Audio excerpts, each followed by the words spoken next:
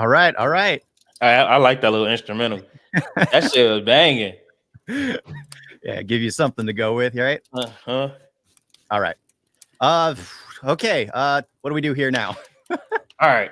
All right. So we are a week behind. So we were supposed to do Last of Us episode 2 last week, but I forgot why. It was something I couldn't do. I forgot. WrestleMania. Yeah, there we go. It was WrestleMania weekend. Honestly, WrestleMania weekend was the first night. Jey Uso winning. Quick little, Jey Uso winning. I was cool with, but I'm like, y'all made Gunther look kind of weak, and honestly, Jey Uso ain't that great in the ring. So kind of a weak opener, but that main event, my tribal chief got screwed over so bad. But yeah, second night, John Cena, 17-time champion. There we go, baby. There we go. But that main event though was kind of But the opening, Sky versus Bianca Belair and my mommy Rhea Ripley, great match. Probably the best match of the night. But honestly though, I should have just watched The Last of Us. It was way better. But yes, so that's why we're a week behind. But yes, let's get into episode 2. Yes.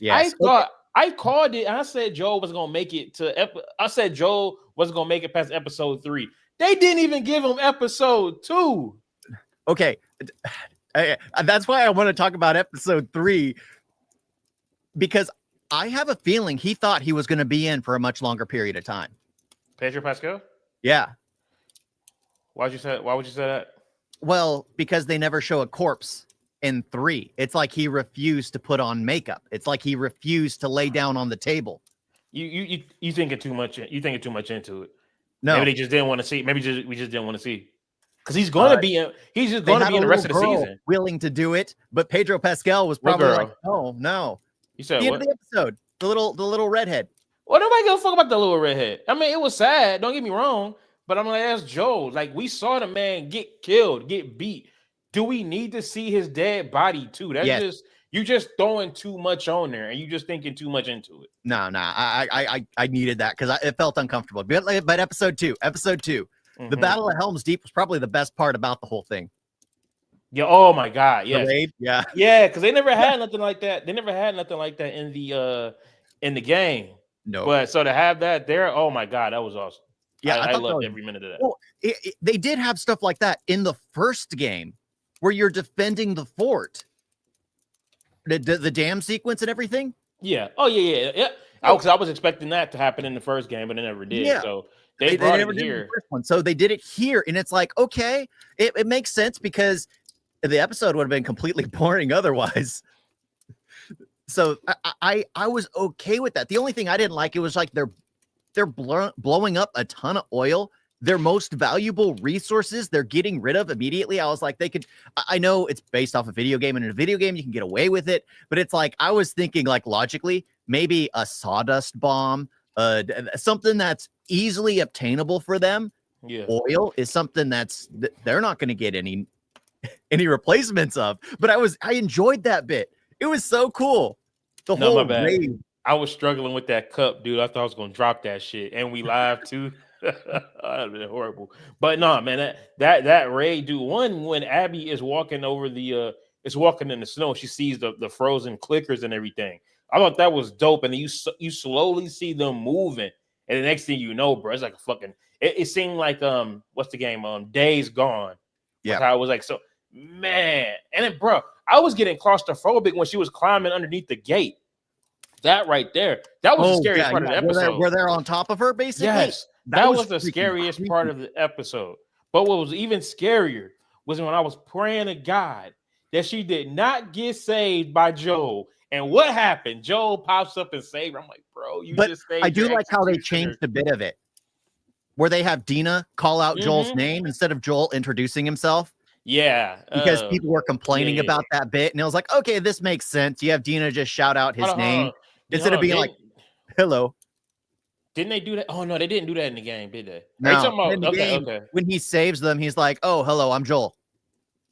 Okay, yeah, I give you that. Yeah, so I can see that changed up a bit. It was nice. I hate Abby with a passion, but I don't care for Ellie in this episode either, because she's still acting childish. Like the one guy is like forgiving him. It's like, sorry, I was drunk. I said things I shouldn't have said at the New Year's party.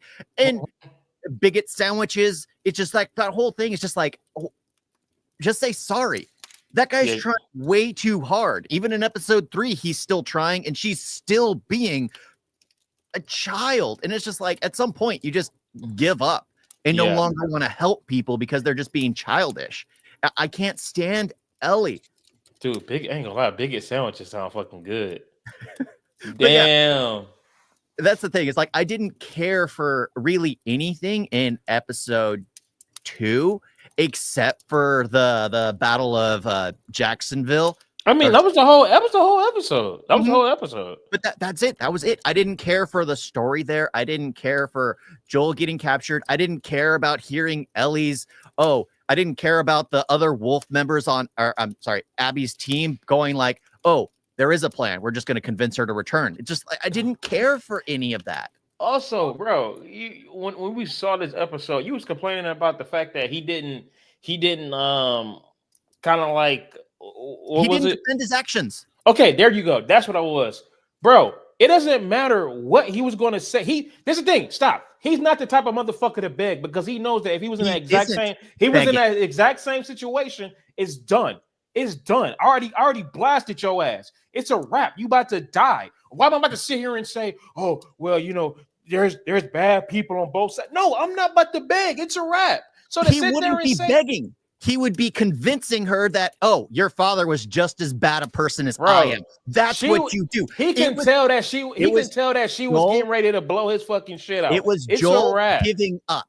That wasn't Joel giving up. That was Joel knowing that, hey, everyone who's reviewing it has the same issue, because it's like Joel gave up in that moment. Those are the same people that were sitting there saying, and those are the same people that were sitting there talking shit about the game in the first place. Same people that are review bombing this show. So you really think I'm about to sit there and listen to them? They're going to complain about every little thing. Plain and simple. Oh, Abby said that Joel's handsome. She's rubbing this shit in his face because she's getting ready to kill him. Hell, if J-Lo kept my motherfucker, I'm gonna be like, oh damn, you do got a fat ass. But I'm still killing your ass. I'm just rubbing the shit in your face. It's the problem that he did not feel like he had a way to justify his actions. He has justifiable actions. It felt like he gave up completely. Yes, he's going to die, but he didn't defend his actions as if Ellie was worth living, as if Ellie wasn't worth saving.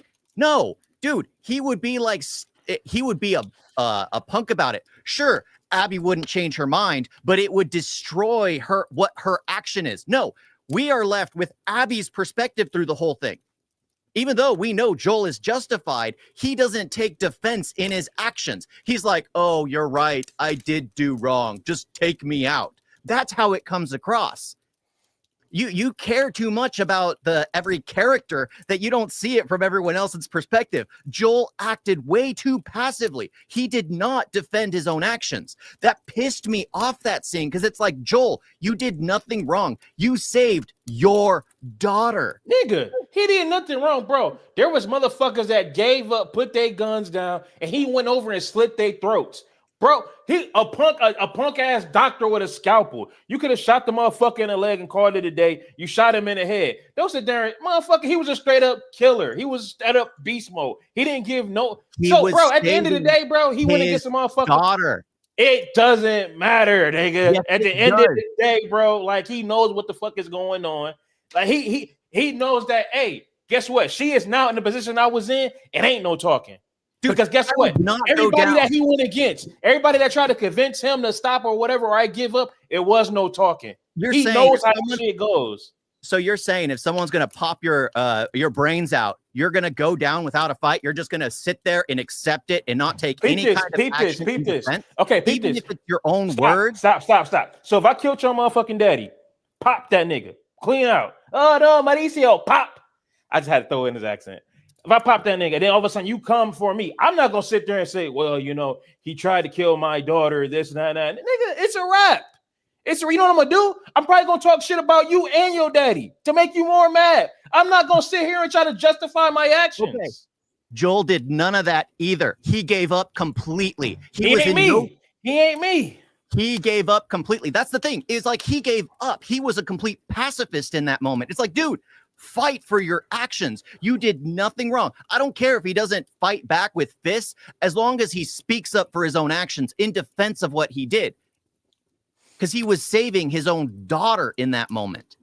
He did nothing wrong. And it's just like, dude, he was saving his daughter. He could have at least said that. No matter if he's getting beaten to a pulp, he could say that. Because even you're saying, oh, I would speak up. I would say something. Joel did nothing. So your argument is invalid. But still, at the end of the day, though, you're saying that he should have fucking basically, you know, trying to justify his actions. What I'm saying is this.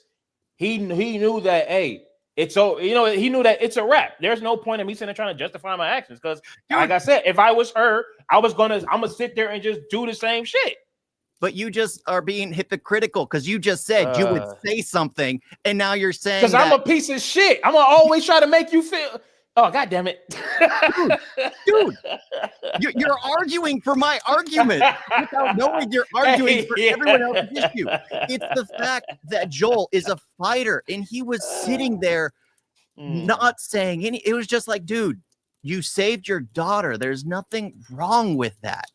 That's the issue. You have to see it from our perspective. Joel should have said, because there was a dead silence for a long period of time. That's the thing. When you said that the first time I saw it from your perspective, but here I was just like, he knew he was dead. Yeah, he knew he was dead. I'm not about to sit there. He's like, I'm not about to sit there and try to justify my actions. It's a wrap. You just said if you know you're dead, you're still gonna speak up. Oh my God. I'm saying it from his point of view of how he's seeing this shit because he done killed so many people that sat there and tried to give up, try to justify my actions. Oh, you know, my mind wanted me to do it. He still kills them at the end of the fucking day. So everyone does it. Exactly. Everyone does it. He would have done it too. That's the issue. So because everybody else done it, he's going to do it too? Dude, it's like he gave up on everything and didn't even value his own daughter's life, didn't value Ellie's life. That's how it comes across to me. That's the thing. That's the issue. Joel was no longer Joel. Joel gave up. I know he was going to die. Everyone knows he was going to die. He knew he was going to die. Everybody bitching about that in a TV show, but didn't none of that shit happen in the game? He was like the same way in the game. So why y'all bitching about it on the TV show than on the game? Why? Because everybody just wants to keep talking mad shit about the fucking about the show. They want to just keep review bombing this. Because I didn't hear this not one time in the game. Not one time. It was the exact same thing. He sat there while Abby talked shit, and then when she kept going, okay, hurry the fuck up. It's the exact same shit, damn near bar for bar. So why is it cool then, but not as cool here? It wasn't cool then. It's just right now people are seeing. But why is it now a big problem now? Because I'm seeing it for the first time. That's the thing. It's like I'm noticing it. It's an issue. You just have to accept the fact that it is an issue. I don't care that you're okay with it. Let's move on because we're going to keep arguing about the same shit. I'm not going to agree with you. You're not going to agree with me. People see it as let's move on. Let's move on. And not wanting to continue. Let's move on. Let's move on. But yeah, the Battle of Helm's Deep was cool. Oh, absolutely, dude. When Tommy went against the bloater with the fucking that shit was fire. One thing I didn't One thing I didn't like about that was they barricaded the basement doors, but they didn't barricade the doors to the roofs.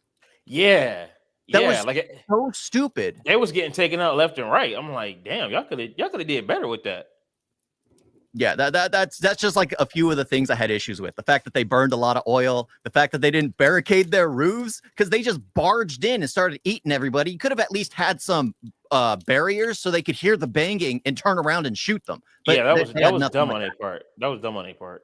And of course, Tommy being abandoned by the majority of the people with flamethrowers. That shit was funny. That was funny. And the only one that stood with him blew up. It's crazy because that's how I always beat the bloaters anyway. I always have a flamethrower. So the fact that that's how he did it, hell yeah. It's the best way to take him out. Yeah, fuck shooting them. But I shoot them if I want to play around. Yeah, the fact that they introduced the stealthy, the stalkers. Mm-hmm. I want to bring them back. Well, now that okay, we'll move on to episode 3. Now that we're actually going to them going to Seattle, we can probably get that now because they made it all the way to Seattle But yeah, episode 3, I guess we're going to talk about now. They made it all the way to Seattle without coming across a single infected. Hey, by the way, I couldn't. This is the thing. I couldn't be in no motherfucking tent at night, bro. Just out in the middle of nowhere, knowing all those clickers and bloaters to be chilling, bro. That's hell nah. No, you Hell find nah. cover and you keep an eye out. Yeah, dude. So I was so into this episode when by the way, I did like that I don't know if homie trying too hard, the bigot, or if he actually like really does care, but damn, bro, like he was like the only real one that's went out and basically saying like, yo, fuck that, bro. They killed Joel, they killed one of us, which honestly he has a good point because especially when we see at the very end how big the wolves are and all the ammo. Yeah, it's probably best you do something about that. It's a dog eat dog world, and he knows it. And that's the thing. It's like he's one of the only ones willing to help Ellie, and Ellie's still being a bigot about the whole thing. And like, I mean, he got her everything she needed and then more. Like, okay, at that point, man, just say thank you. Just say thank you, because like you being a bitch right now. Yeah, I that's the thing. It's like I enjoyed, like, this was the first time this season where I liked Ellie until she started being, that way again. Because the way the episode starts, when she wakes up in the hospital screaming, that's where I started feeling it. I didn't care for Tommy cleaning the tarp covered body because I needed to see Joel. I'm gonna be honest, I needed to see him. But that whole opening had a lump in my throat. That whole opening, both parts. For me, it happened when Ellie woke up. That is where it got me. And then Ellie returning home after talking to Gail. I freaking love Gail. She seems amazing. Yeah, I like her too. I wouldn't mind having more of her. Yeah, I love the actress. I love the actress that plays her.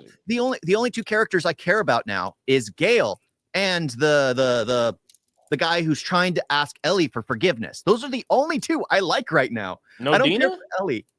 I don't care for Dina. I haven't gotten to know her enough. So for me, it's just like, we'll see where it goes. Ellie's still... Dina's a tease, bro. Dina is a tease. Especially when they in the fucking tent and they about to go to sleep and like, oh yeah, that kiss, oh, what was you ready? It's like, girl, chill out. Stop it. She got a thing for you. Yeah, I thought they were together. I don't know. Well, no. It happens later on. Okay. But it's just like she keeps hinting at it, and it's just like, girl, just speak your mind. Yeah, it was annoying. Oh, I love that we get introduced to the scars, bro. When we sitting there, I'm like, who's this little girl? 'Cause I'm like, there was no little girl in the game. It was just the two, And then all of a sudden, we see their dead bodies. That shit was rough. Like even I had to stare at the screen for a second. I'm like, damn, y'all really killed all of them? Yeah. I found it weird because the only primary weapon they have is a hammer. It's like that in the game too, along with some other big tools or whatever. But the thing is, if your fungus is spores that spread into the air, if you're bashing in a fungicide, you're getting infected. You're breathing it in. So in my mind, I'm just like, why is a hammer their only weapon? They would need something different. I'm just like, they need something of range. They whistle, bro. What do you expect from them, man? They whistle. The whistling is just like well, I would expect them to their entire language to be whistling at that point. If they can speak entire conversations that way. I used to hate hearing that whistle in the game. It's like you hear that whistle, that means it's your ass. I hated that with a passion. But yeah, the fact that they're a complete cult, because they're talking about a prophet who died 10 years ago. They do what the prophet had said. And I'm just like, these people are just crazy. Oh, hell yeah. I can't wait till we get to, what's his name? Lev and his sister. I can't wait to get to them. But dude, when they were in the tent, so I was like locked in, a little high. And I'm sitting there when they were sitting there talking about like how, we got to have our jackets to, for like a cover. When I kept seeing her, I'm like, okay, it's getting a little cold in here. Put your jacket on. So I'm sitting there, I'm getting ready to bundle up. Tell me what I thought I was getting ready to pull up a fucking jacket on my shit. I'm like, oh my God, I got a cover. Because, bro, my entire crib is cold because the heat is off. So now I'm just sitting here. I was just as cold as them, bro. So, honestly, I was already kind of like feeling like I'm in their environment. That shit was funny as hell. Have you been smoking and having edibles every time you're watching this? No. I sadly just started smoking again, so I'm trying to quit again. It's just because that's probably what. Because for me, this episode was just way too slow. It was just way too slow. I don't know. Maybe it was me being high, but I loved the whole episode. Yeah, I liked Ellie in the beginning, and then I stopped caring for her. I hated the entire council meeting.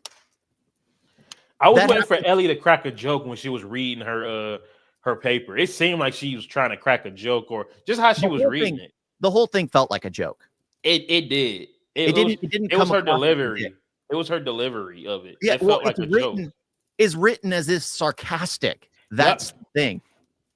And that's the thing. I didn't care for it. And it was just slow. You have the lady in the back carrying a baby. And then she's like, oh, take the baby. And then she stands up on the chair and does her whole spiel about how they shouldn't leave. It's just, I didn't care for that whole entire situation. It just felt way too drawn out. I'm calling it out. Maria was one of the no's. Yeah. Easy. Tommy was one of the yeses. I'm pretty sure Jesse was a no. I feel like Jesse was a no too. Hopefully we find out. But I know we already know for a fact Tommy was a yes. Yeah, Jesse's a puppet. They got to Seattle kind of quick. Yeah. I'm like, damn, are we still doing season 2 and 2 in 2 seasons? I mean, part 2 and 2 seasons? Yeah, that's the thing. I think they're just gonna power through the whole thing at this point. Well, no, because they're splitting that's what part 2 is being split into 2 seasons. Well, we were expecting Joel to be on taken out on episode 3, but they've made it all the way to Seattle on episode 3. I forgot we are doing 7 episodes, right? Yep. Okay, yeah, we're definitely not getting through this because I mean we have to. The Wolves and the Scars got to go against each other. We also have to see what Abby's going on. We also have the flashbacks. Oh yeah, we have a lot. That could be like 4 episodes. What you said, that could literally be 4 episodes. The Wolves versus the Scarred, Abby, the flashbacks, and then the revenge sequence. You know what's funny? Really? This was funny. After everything, episode 3, let's say this. So we can do Abby. Abby has her flashback with her father, the aquarium with Owen, and maybe her meeting up with Isaac. I'm just trying to throw in and see how they can actually just power through this in the season. I mean, one thing they could do is have this season be Ellie's perspective, season 3 be Abby's perspective. I was thinking they were doing that. I kind of think they're. You know what? Stop. They are, because remember in the game, spoilers for people who have not played the game. In the game, it goes back and forth. Yeah, in the game, we stop at when Abby killed. They finally close in on Abby and she kills Jesse, and then it stops and goes all the way back, and then we go through her story. That's what they're about to do. So, yep, the end is gonna end with Jesse getting killed, and then the next season is gonna be about Abby. I forgot. That's how they did it in the game, and that's basically how they've been doing it. So that makes sense. That's how we're going. Because remember, the first half of the game is Seattle day 1 through 3 with Dina and Ellie. Then the second half is Abby, Seattle 1 through 3, and then that third act is with Ellie going for Abby. And okay, boom, there we go. Yeah, we're just gonna get Abby the season 3. I love that we know the game. That makes that shit so much easier. So when that cliffhanger come, I'm like, oh my god, I can't believe that happened. Oh yeah, I played the game, man. Yeah. It was expected. It was expected. I do like how they changed a few things around, but everything was expected. Yeah. I actually feel better now that I know how shit gonna end, bro. Because I was wondering, like, how are they gonna do this? Yeah. But yeah. Honestly, so far so good. So far so good. I'm enjoying it. Like, they're actually doing it. Like the problem I'm having is I feel like I'm wasting a lot of time because there's just a lot of run time, and I do like some of the scenic shots, like when they're traveling to Seattle, but it's like I can get this and other things. I can watch the Discovery Channel. I can watch nature shows. And I'm just like, just get to the point, get to the beats already. They're just trying to draw it out.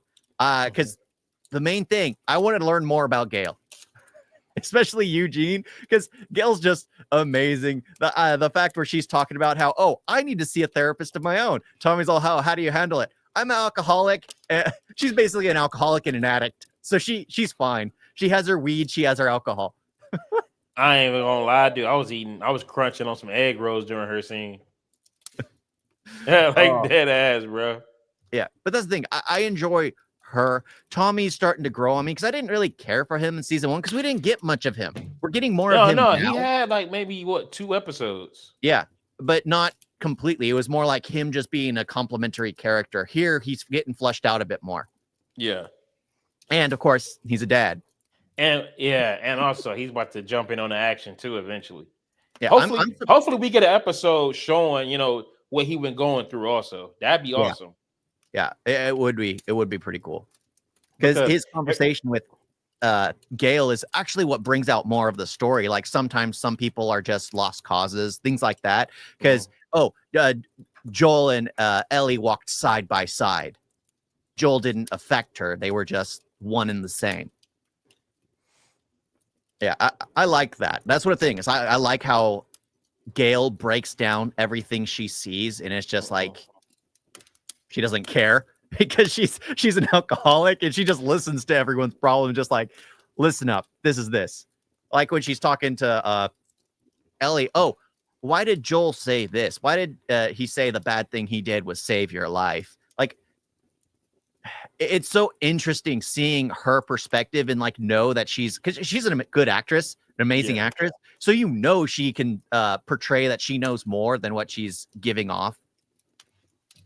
Speaking of that, I can't wait for episode 4. That shit looks good because oh my god, when they released all the infected on them, oh my god. So it seems like they're going against it seems like they're actually interacting with some wolves. We getting more Isaac, and Ellie's getting bit, and Dina is finding out about her being immune. That's why she got the gun on her at the end. So yeah. It looks like we're getting some action in the next episode. Yeah, it seems like we're getting more action in this than the first season, which makes sense because even the game was more action packed. Yeah, especially in the first game that had a ton of action, but they kind of passed by a lot of that to get to the story. I'm still mad they changed Bill's story. I mean, great episode.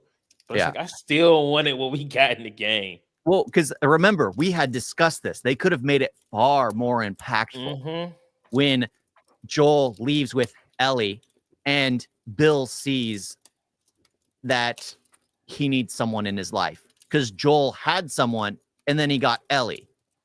So he's still content. And then Bill realizes he's going to be alone forever and takes his own life at the end after Joel and Ellie leave. I mean, that would be so much more impactful than what we got. Because what we got was just them living their life and then dying together. Sure, that's romantic, but it's not as impactful as seeing someone else find joy. Like Joel found basically a daughter and was raising her, and Bill is alone again. Oh, still getting the goosebumps thinking back on that episode, like what they could have done. Yeah, great episode though.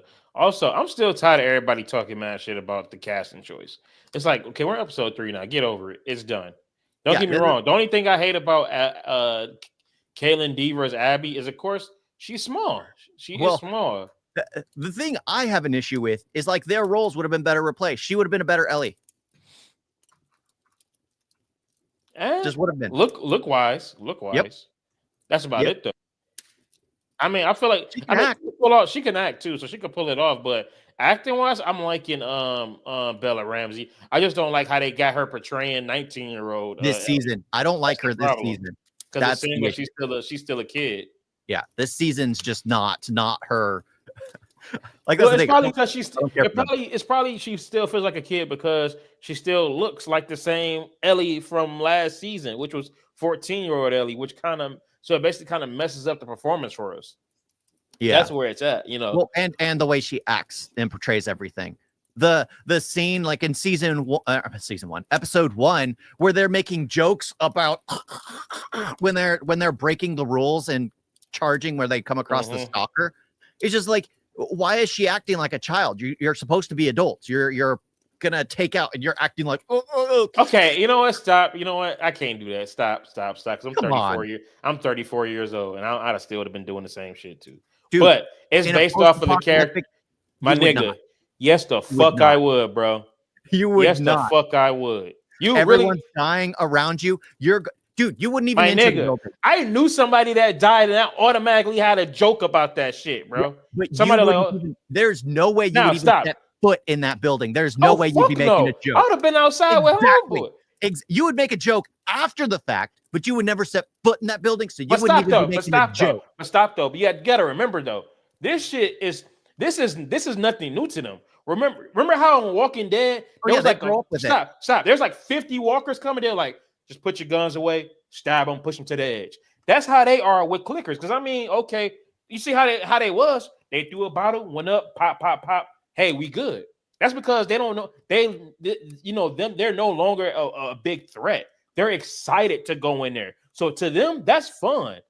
They're going in there to have fun, not oh my God, we have to go in there, to get this. No, they're like, hey, let's go up in there. Ooh, I hear walkers in there. So it's not like they're in that bitch scared. So of course they're gonna sit there and have fun with it. Did they look scared? They looked prepared. They knew what they were doing. They look childish.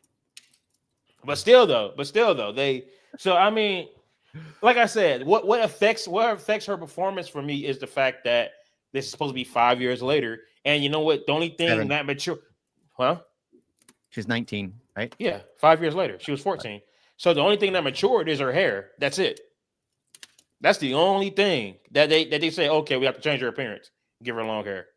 But she still looks the same age. That's the only thing that kills it. Other than that, though, I mean, I feel like she's still doing a great job. I only saw the great job when she was dealing with Joel's absence. That was honestly the best part. Because then when she goes back to being... Okay, Bella Ramsey is still doing a great job. It's just how the script is... Yeah, it's the script they have her portraying the character. Really not doing... Because, yeah, it's just that's the problem I have. It's like they're having her still act the part of a child. But I mean, also in the defense though I mean, that's true. But in the game though, we also didn't really get much with her as her daily life or whatever. Like what we see, first thing we see is her and Dina having a snowball fight. They go to the house, fight an infected, come back, some shit happens, Joel dies, and then we're on our way to Seattle.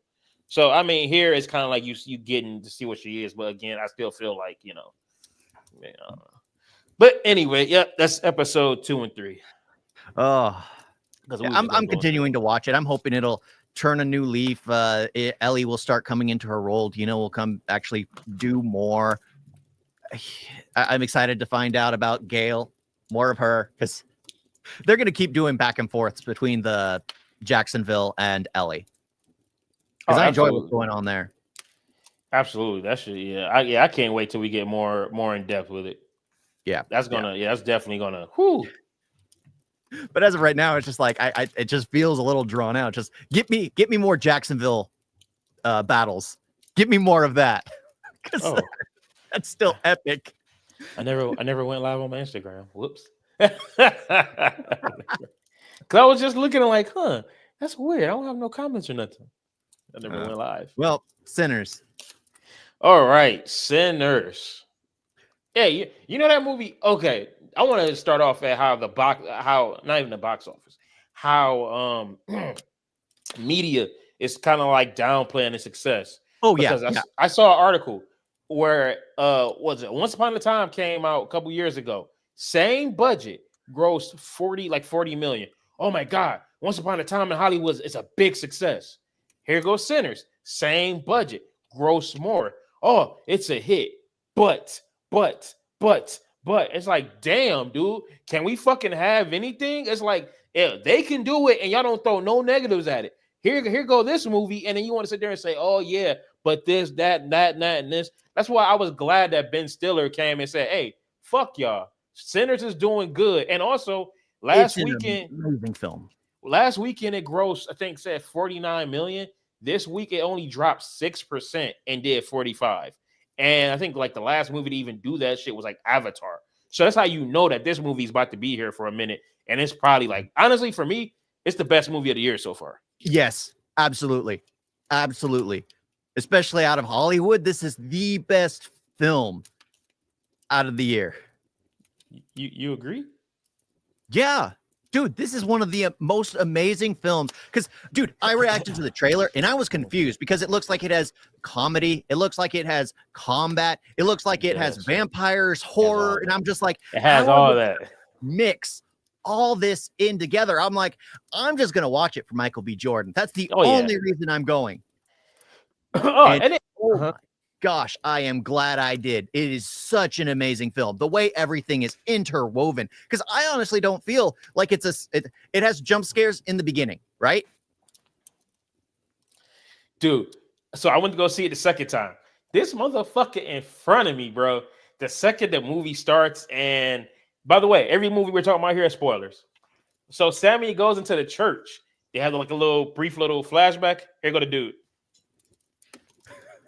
Dude, and when I say every single time it got loud, he did that. There's a scene where I forgot what happened, and all of a sudden Perline starts singing.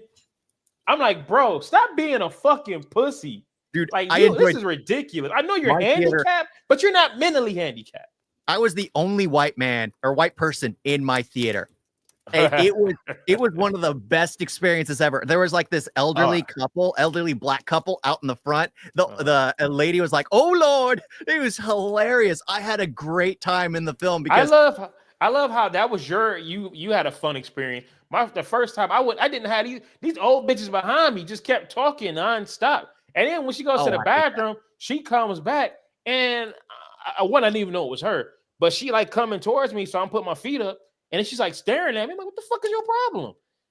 I thought this was my room. Oh, here I come. All right, shut the fuck up. We don't need to hear you keep talking about for 5 minutes. It was pissing me off, man. Like, oh my. And then this movie is so damn freaky, which was made it even worse. Because when black people see a movie that is fucking freaky, okay. That's the thing. Is like in the beginning, like the first 10 minutes, I think the scares stop as soon as they come across the cobra or the rattlesnake. After that, it turns into an outright comedy with Michael B. Jordan running down the guy in the street because he's mugging him, like taking his bottles. I love that Michael scene. B. Jordan dealing with the white girl, and the preacher boy was, are you sure she's white? It was just hilarious, absolutely comedy. And then, of course, it becomes a music video. This movie is straight up a musical. And the music is the best part. Because, like, I kind of wanted to, like, go into order. But, honestly, I just said, fuck it. I downloaded the whole album and the score. Like, fucking amazing. Yeah, but it goes from scares to comedy to music video to one of those horror films where you're like trying to protect yourself in the mansion. Yeah, like where you're defending yourself. From dusk till dawn. To an action film. Yeah. Oh my gosh, it was so freaking epic. It's crazy because this whole movie, Michael B. Jordan is twins. He's not even really the main character. It's Sammy. Mm-hmm. It's really Sammy, but you got these twins that are like gangsters and all that. So of course they're gonna be up front, but really it's all about Sammy. It's all about Sammy's music and all that good shit. And the preacher boy. What's crazy about this movie is this requires multiple viewings because I'll watch it, come back. Hell, Alex went to go see it, and he started talking about what's his name? Is it Remy or Remick? Yeah, Remick. The fucking Irish vampire. He started telling me about all the Irish roots and histories. I'm like, wait a minute.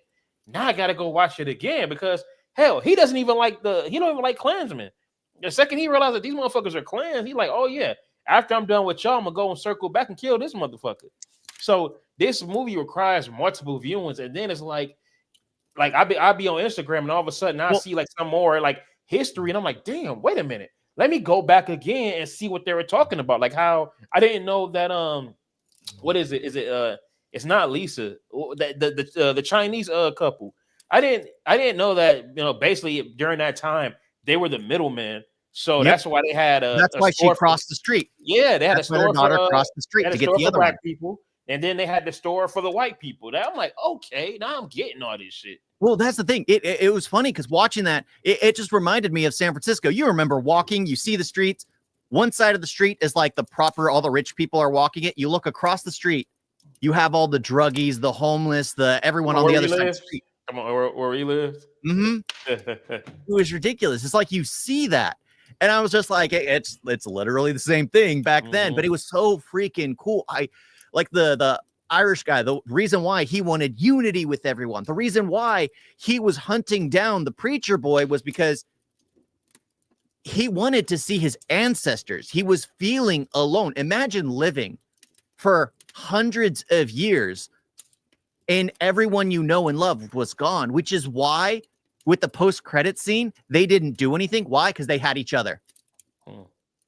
The one they wanted to be with the most, they were with at the very end. So they didn't need to turn the preacher boy. They didn't need to turn anyone for unity because they were unified with each other. They loved each other. Power and music, though. You know, music, while I was sitting in the car, when I say sitting in the car, I mean I'm smoking. Okay, but like music, hold on, music is a straight up time machine because I could sit there and play fucking Macklemore Thrift Shop, and automatically I'm taken back to Fort Lauderdale 2013, where my manager Ashley is sitting there driving me to work because I woke up late. You know, music is a straight up time machine. So that's what, like, music is probably like the best thing we got. So that's why I love how even in this movie, music is bringing everything together. So when also Sammy is sitting there doing that song, and all of a sudden you see like all the generate. I mean, you see Bloods, Crips, motherfuckers twerking, geishas, all that. You just see like past, present, future, all cultures coming together. I love that scene. And also, did you see this movie in IMAX?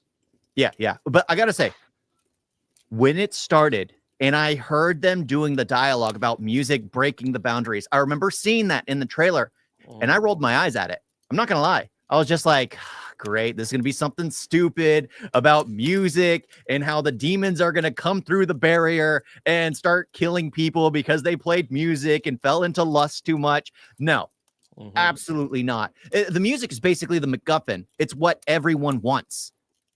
It's what everyone wants. And I freaking loved it because I'm not a big music guy.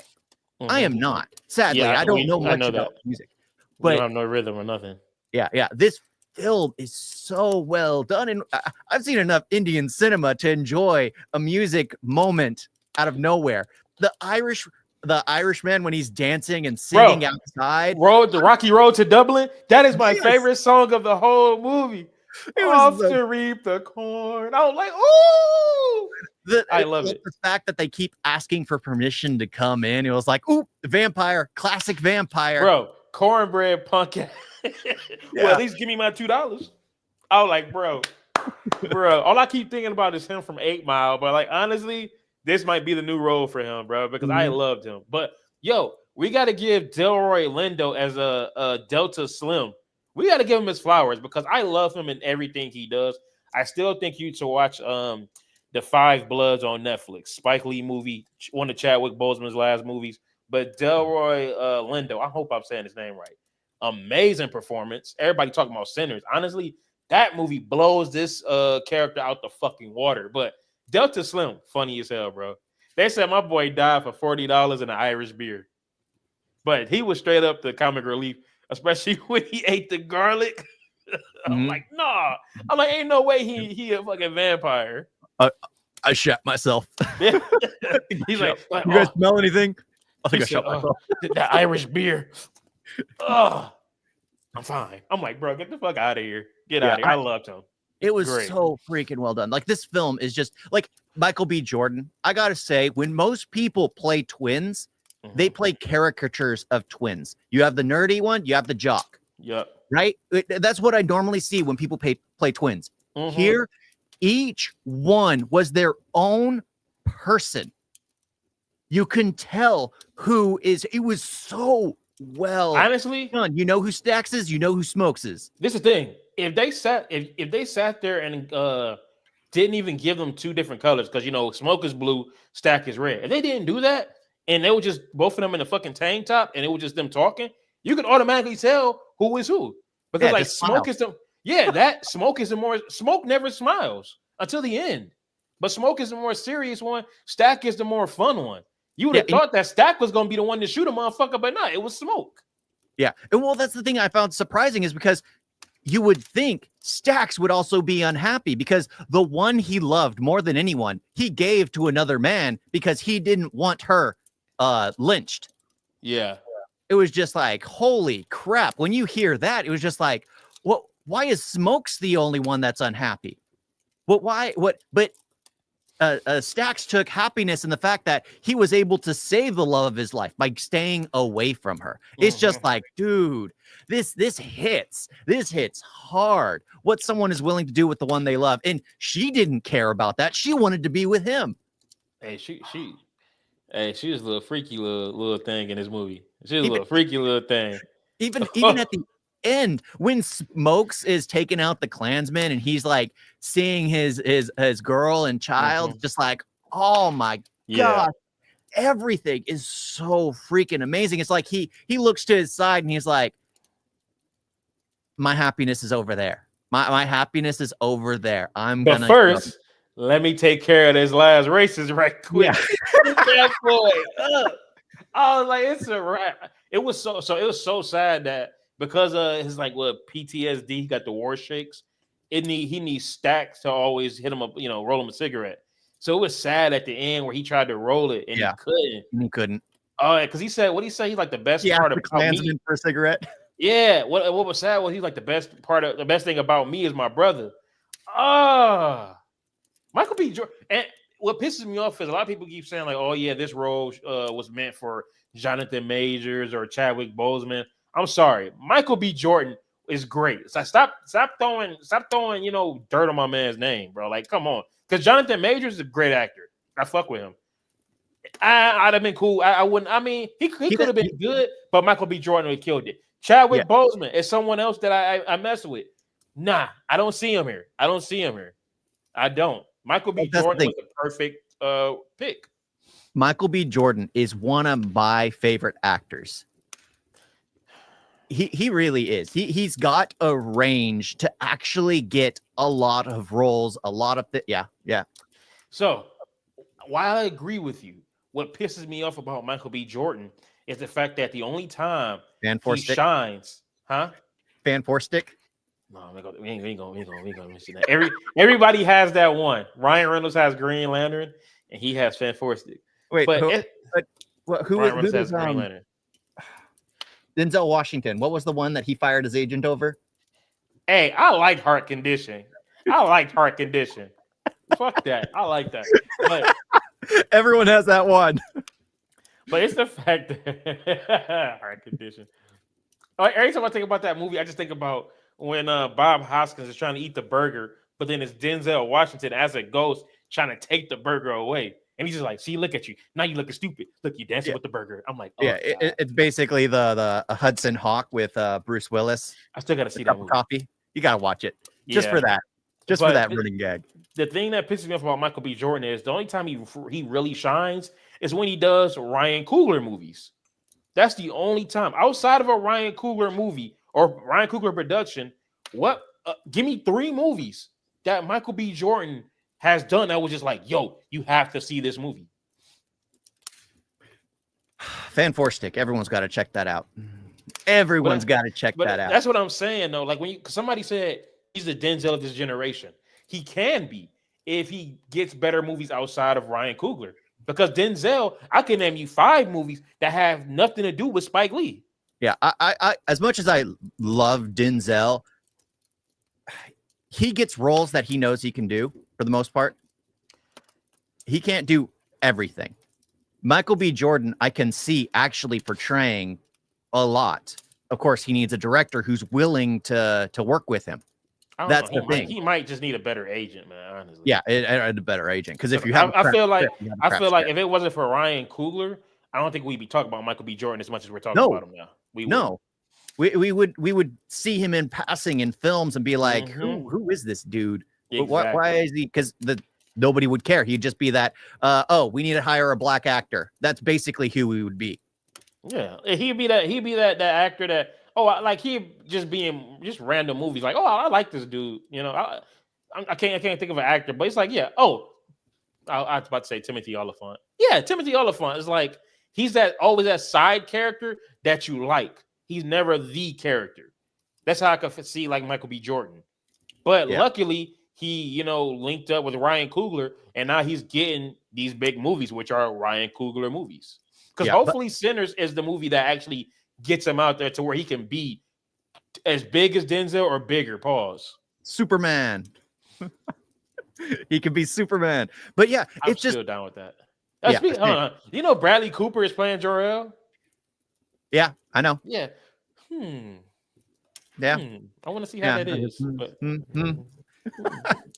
I'm gonna see it. I already know that. Me too. It's like I'm gonna see the Fantastic Four. Hopefully it's not Fan Four Stick, but like Michael B. Jordan, he has the range to get things done. Like I saw it primarily in this film. Out of all the films I've seen him in, like he was the best part about Black Panther. Oh, honestly, I only watched that for Michael B.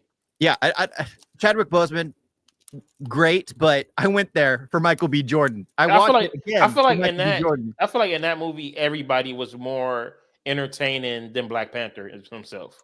Yeah, and well, the dialogue Michael B. Jordan had, his influence in everything, his reasoning, his commitment, everything. He always seems to, especially in a Ryan Coogler movie, he knows what to do. Yep. But here in Sinners, him being two completely unique people on screen was the best thing I had ever seen. Because again, when people play twins, they just play caricatures. So that way, when they're together, they make one person. That's the issue I have. It turns into a sitcom at that point. Yeah, even Tom Hardy did it with Legend. But also, okay, one thing I didn't like about Michael B. Jordan was when he got the fangs. It sounded like he had a grill in his mouth. Like it was just like it did not work. Like everybody else sounded normal, but for him, it was just like, hey, yeah. I'm like, damn, bro, are you not comfortable wearing those? It just didn't work for me. But damn, it really didn't. Yeah, that's the thing. This film is absolutely amazing. The pacing, not only did he play, actually he played three characters. He played Smoke, he played Stack, and then he played Stack as a vampire. And I actually like Stack as a vampire. Stack as a vampire was a cool motherfucker, bro. Especially at the end when he finds his happiness, because he was in the 90s with the flat top, whatever. Had the I like his ring, man. Yeah, his you know what's funny? Ring.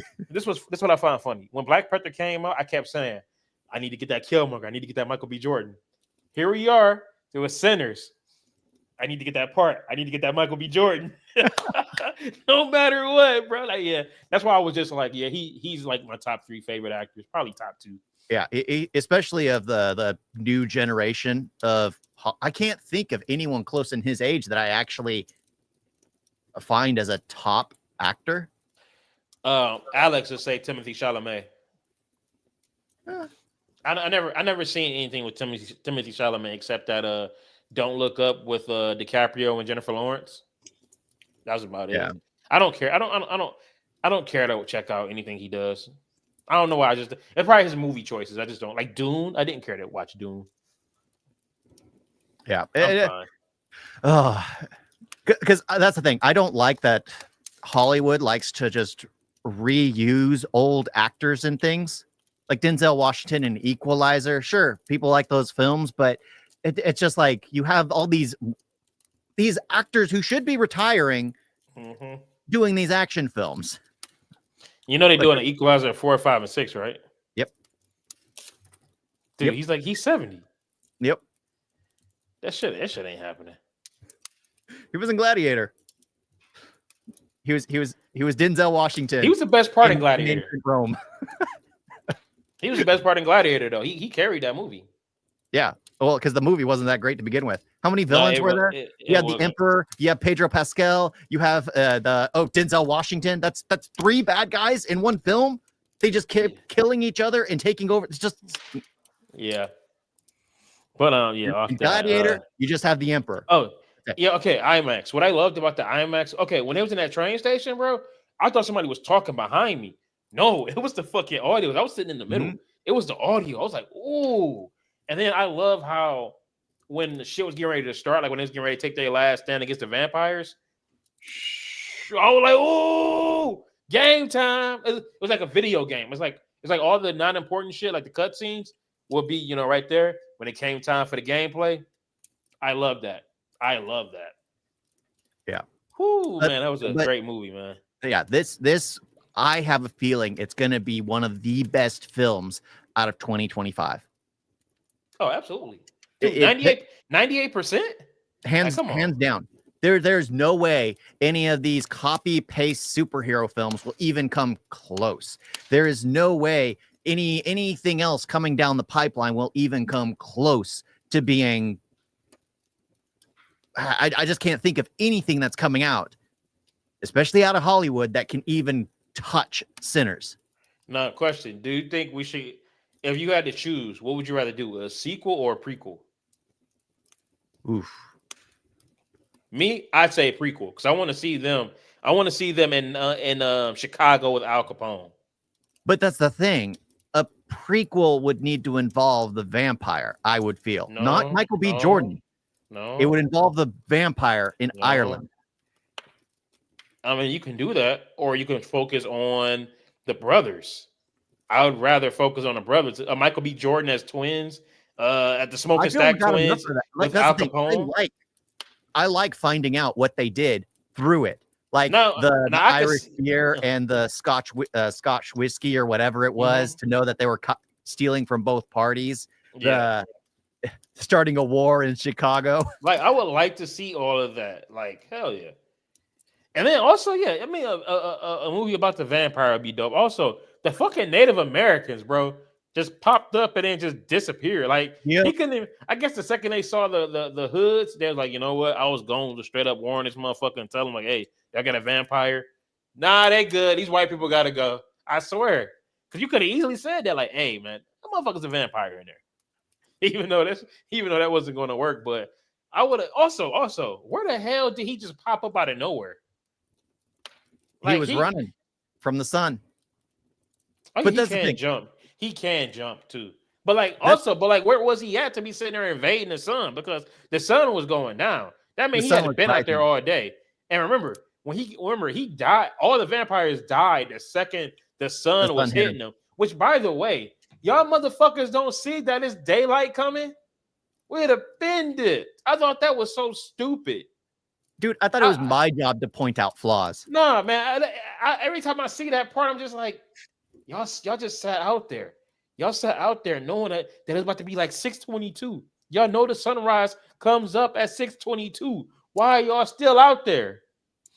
I thought that part was just so dumb. I'm sorry. It pissed me off. It pissed me off so bad. Also, I felt so bad for the dude that they thought was dead, but he was really just drunk. I knew that was going to happen. I'm like, yeah, when they were all tasting, it's like, are you sure he was dead? They go and taste it, just like, hey, Smoke, hey, this about that money I sent you. I got some weed for you.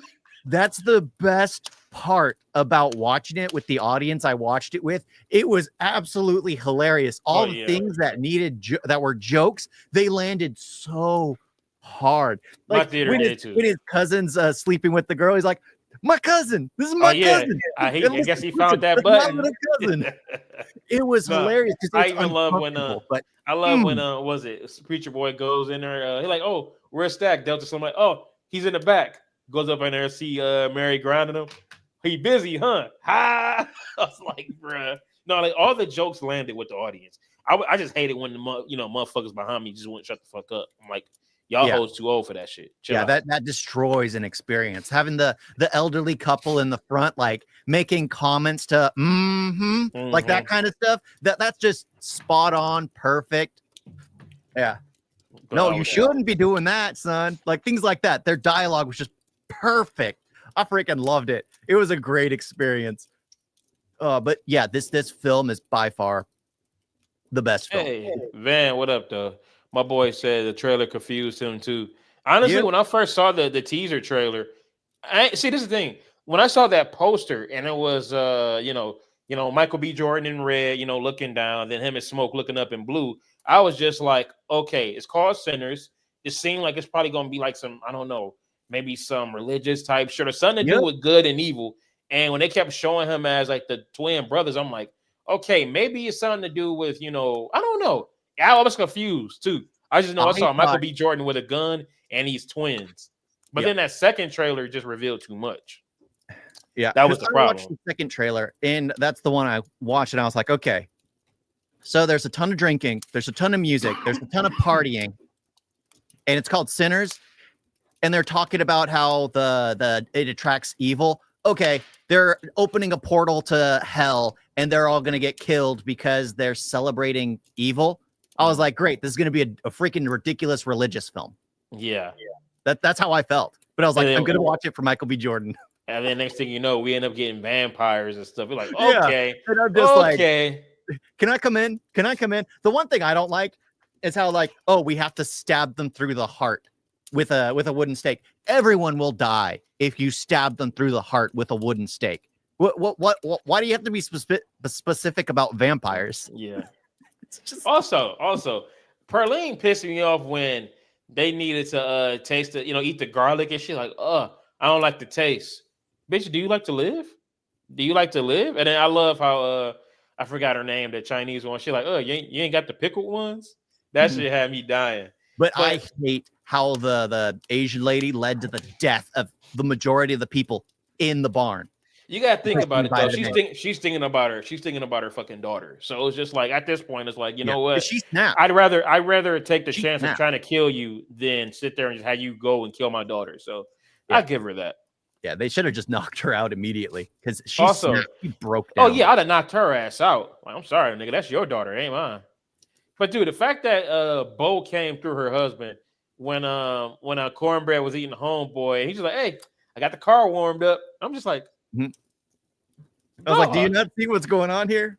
He was smooth with it too. I was just like, he was acting as if nothing was going on. Yeah, that was a crazy part, man. I'm like, wow.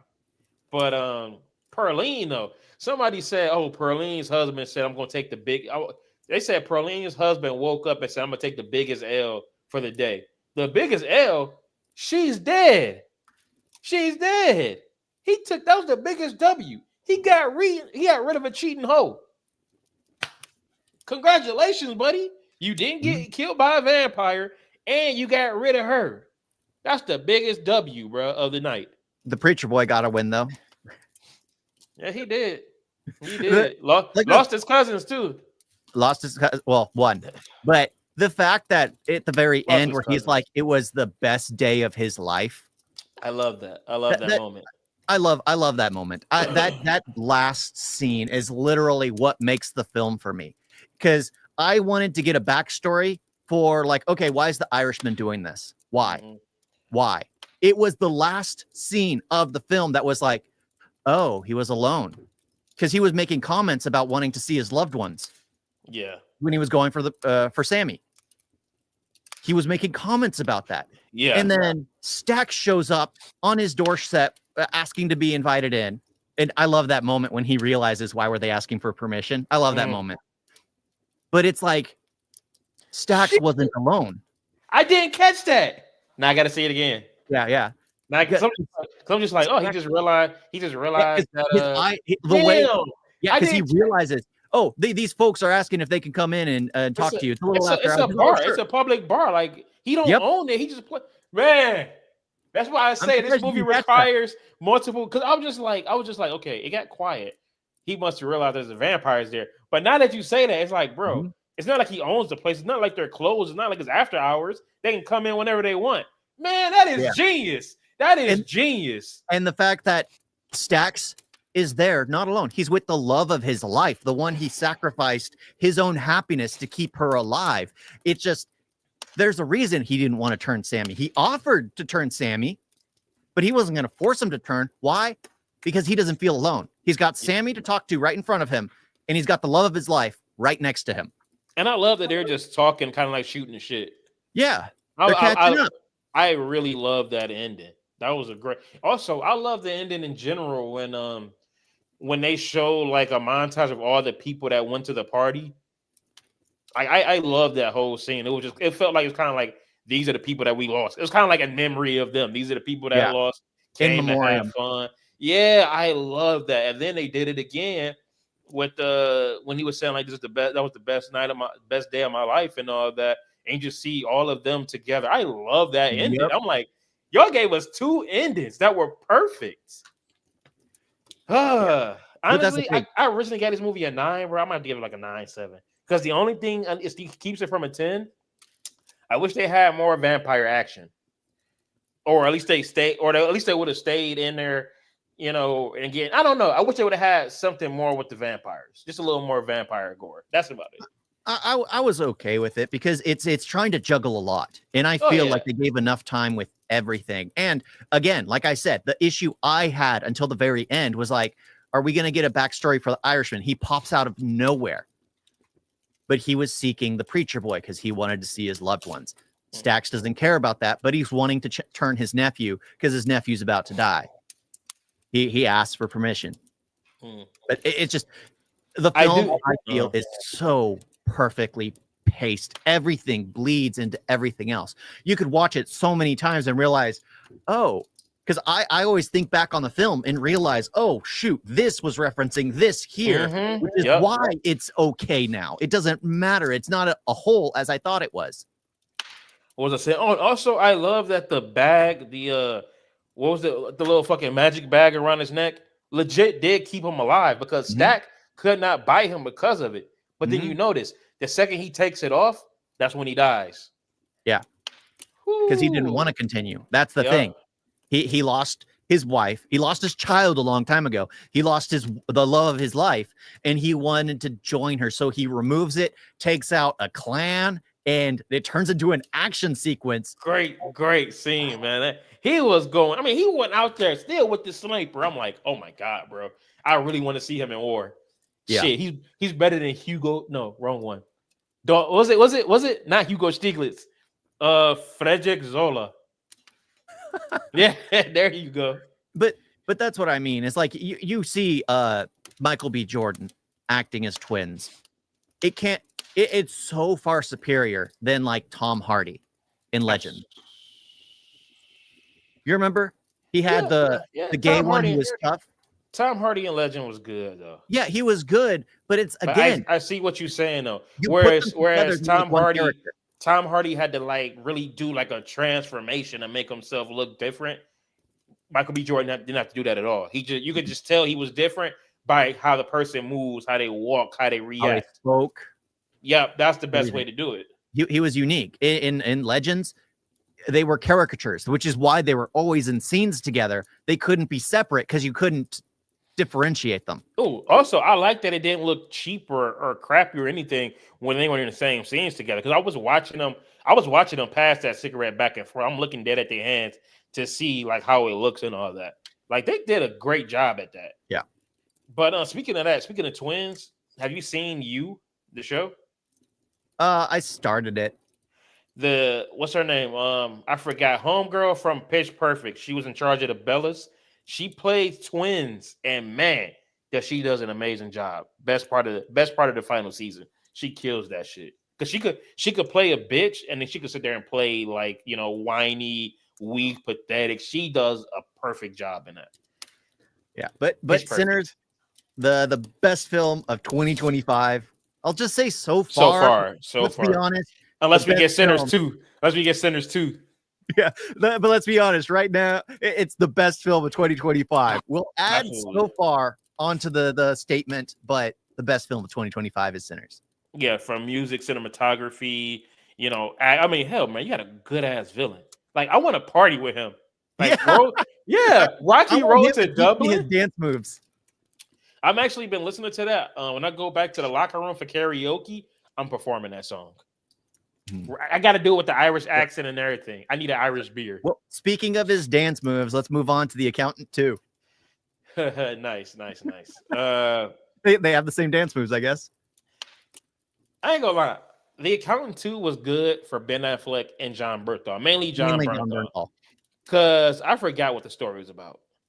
Something about them getting a kid.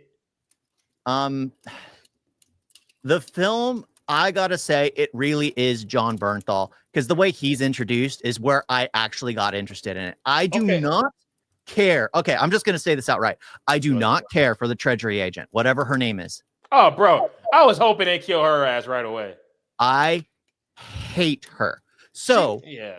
Okay, let me just explain the issues. She finds the accountant, starts complaining and woman-splaining about what the rules are. When you didn't deny it. You didn't deny it. She got the accountant. She chose to find the accountant and is complaining about the actions. They find the informant, right? They beat him up and they put him in the back of the trunk. What does she do? Take him, finds out a name, finds the woman, which they were all looking for, and takes credit for finding the woman when she wouldn't have even had the informant if the brothers wouldn't have punched him out and she wouldn't have kidnapped him. And she's all, well, I found her and you guys are just taking the credit. I freaking hated her. You know who she reminded me of? She reminded me of Emily Blunt and Sicario. Whereas with Josh Brolin and Benicio del Toro doing what they need to do to find the terrorists, she's over here crying about their methods. Crying about their methods. That's why I didn't like her. Also, when you were saying what you couldn't stand about her, I said black, and you did not deny it. Motherfucking. Something about black? Fucking her. But like, I couldn't stand her. She was fucking annoying. Now, John Bernthal's intro played a little too long when he was in there trying to figure out how to get the dog. I was like, okay, dude, I like that. Wrap it up. Like, take away 30 seconds. It was going on too long. I still liked it, but I was just like, okay, bro, this shit is going on too fucking long, bro. It's been like 5 minutes. But I love how he's sitting there eating the ice cream, talking to the woman. That was the best part. I was like, I know he killed somebody or he's getting ready to kill somebody. She's all panicked. Just like, why are you afraid? Please don't kill me. What? We're just having a conversation. We're just having a conversation. Why would you come at me like that? What have I done to you to make you to make you think I would do something like that to you? I'm like, oh god. But that's the thing. John Bernthal. He was like that in the first one. It was just more dark, but he was like that in the first movie. Yeah, but this time you get more of him, and I freaking love it. Because as one thing I wish is as he's walking out, they could have done something with the cinematography. As he's walking out and goes in the elevator, you have a scene where he walks in and starts taking everyone out. So we see how it got to that point. Because we don't see much of his action. It's that's the thing. Dialogue. That's the thing about this movie. It's more into the comedy because when they're at the bar and the accountant is getting the girl's number, right when he's getting ready to fight, it just goes to a freeze frame. Which again, it was funny as hell, but I would have rather have saw him whoop some ass. Yeah, they just throw him out the window. But because it's they're playing it more for jokes, the freeze frame, I still thought it was funny as hell. Like I thought that was a good one. Like, oh, here we go. You already know what's about to happen. But like I said, I didn't care. Like I honestly did not like because real shit. I kept forgetting what was going on because I was just waiting for John Bernthal and Ben Affleck to come together in the next scene. Pause. Yeah. But that's the thing for me.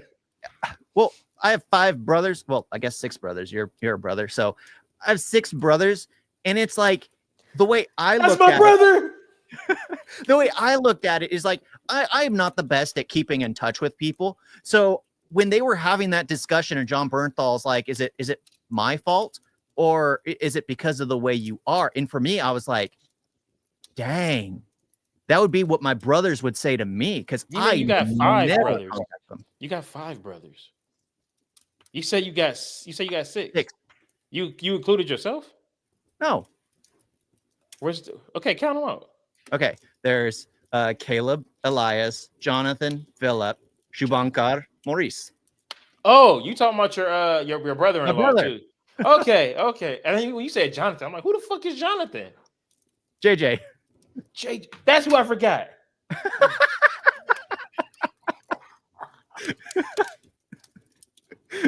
I knew I was missing somebody.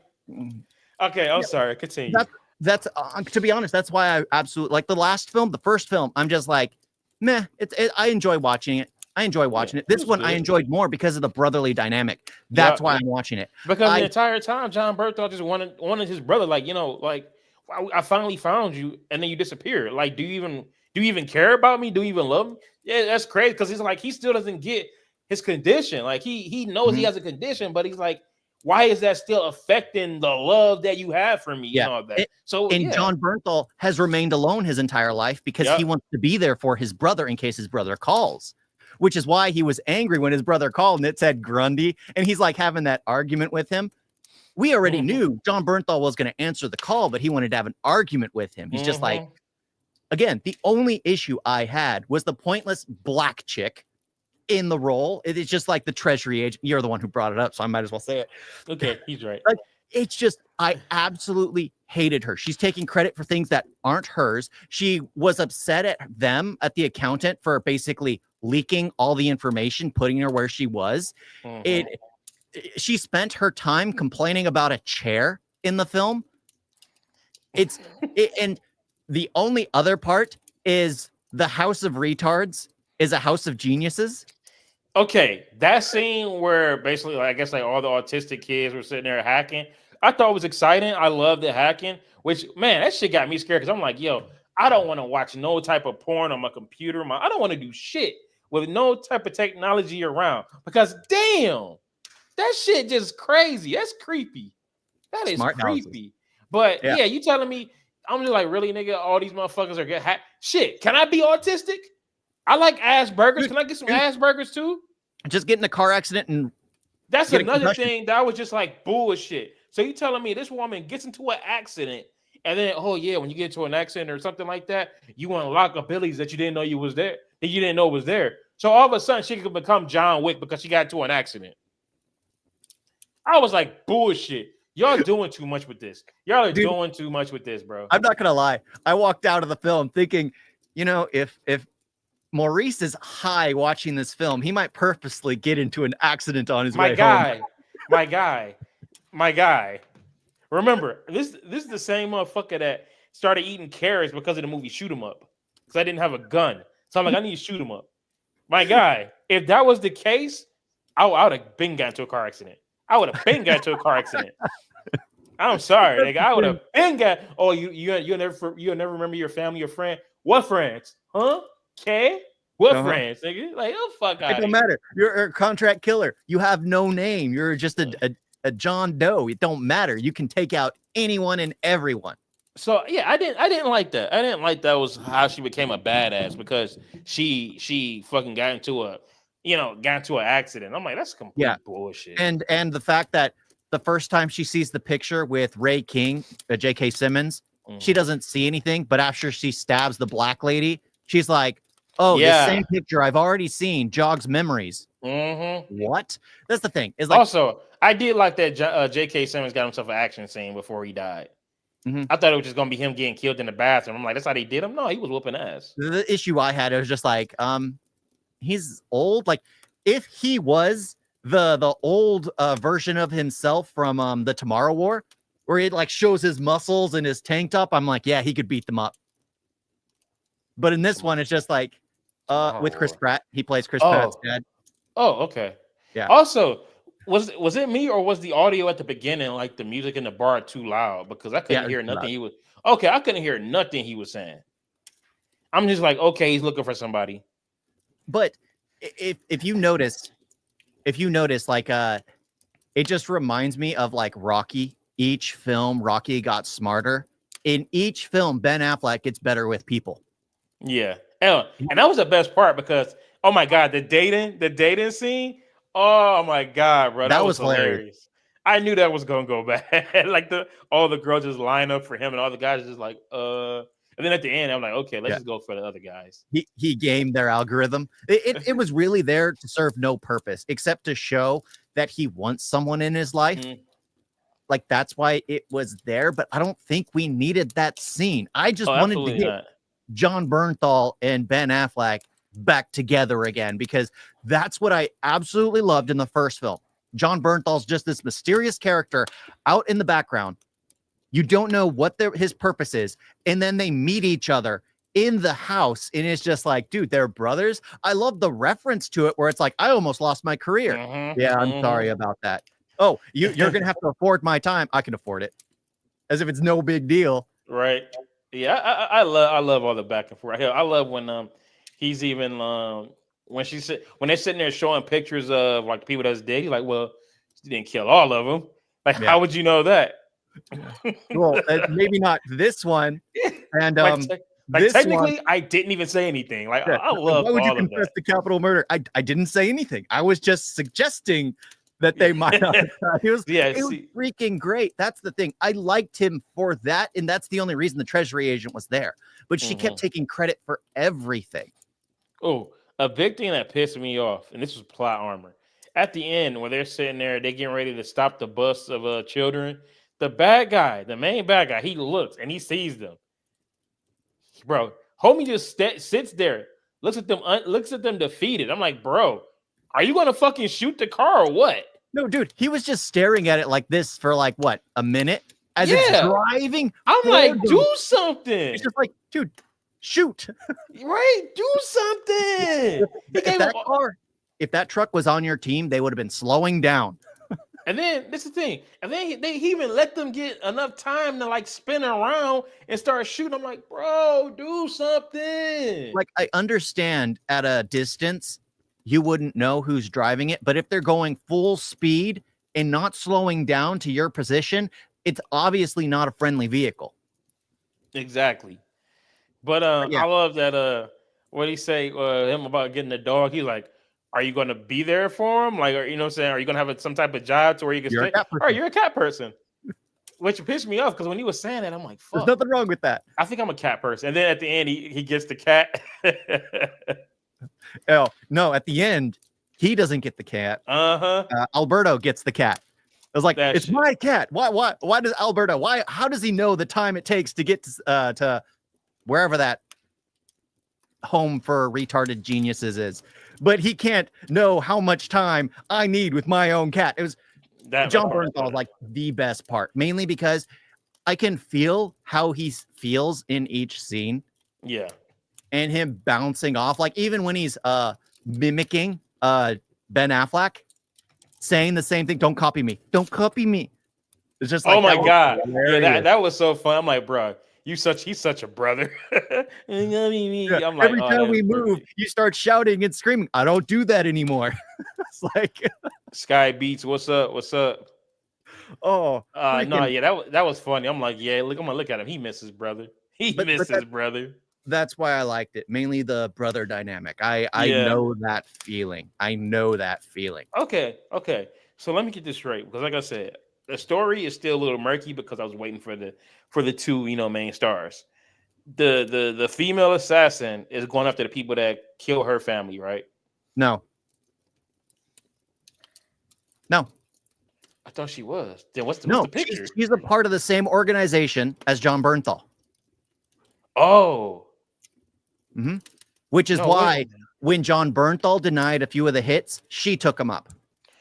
Oh yeah, because you know what? When she got the God damn it, I hate you for making me say that.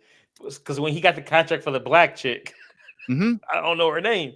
When he got the contract for her, that's why I kept saying treasury agent. You're the one that called her black. Okay, so there we go. The treasury. So when he got the contract for the agent, it got took because it got took by her. Mm-hmm. So who's the picture? Who's in the picture? The picture was her, right?